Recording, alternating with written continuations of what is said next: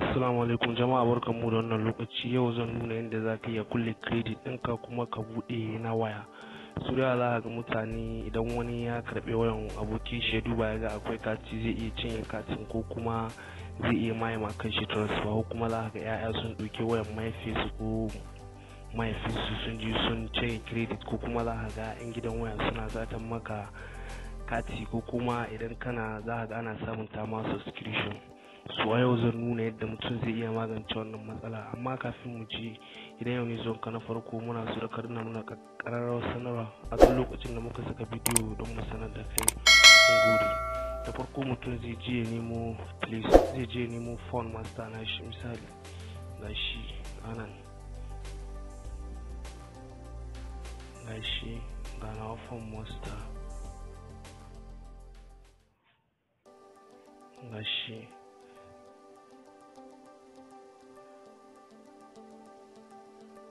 shi sai ka shiga, kana shiga za ka ranna wayannan lambobi, za ka yi haka sai ka ranna su gashi. So yana da kyau mutum ya rubuce ya ajiye, ko da misali ka manta, kada ka je ka kulle ka manta lambobin budewa kuma ka zo, domin idan ka riga ka kulle su ko call center ba za ka iya kira ba, babu wata hanya da za ka iya kiran ma call center domin su taimake ka, ko za ka iya cirewa. So zan nuna, don haka yana da kyau mutum ya rubuce ya ajiye kuraren irin mantuwa, kuma idan kai haka ko su yan gidan waya ba za su yi satan makaci ba.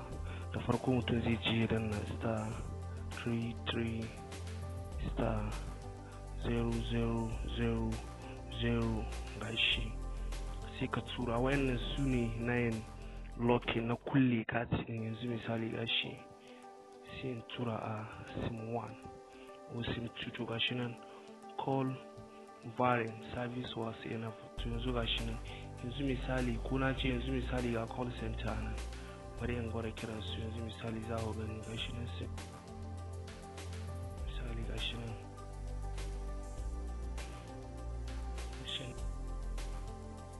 kun kula gashi nan call ended. To yanzu ko call center ba za ka iya kira ba, so yadda za ka yi ka bude, kuma gashi za ka yi haka, za ka sa hash 330*000# hash.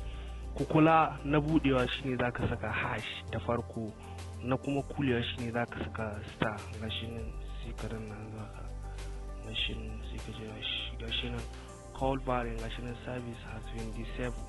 yanzu gashi nan ya bude, kuma zan iya kira su. Haka za ka yi ka je ka kulle credit ɗinka inda babu wani wanda zai iya je ya satan ma credit, ko kuma su yan gidan waya su ji su yi ma amfani, ko kuma su saci ma, ko kuma su sabunta ma subscription wanda ba ka so.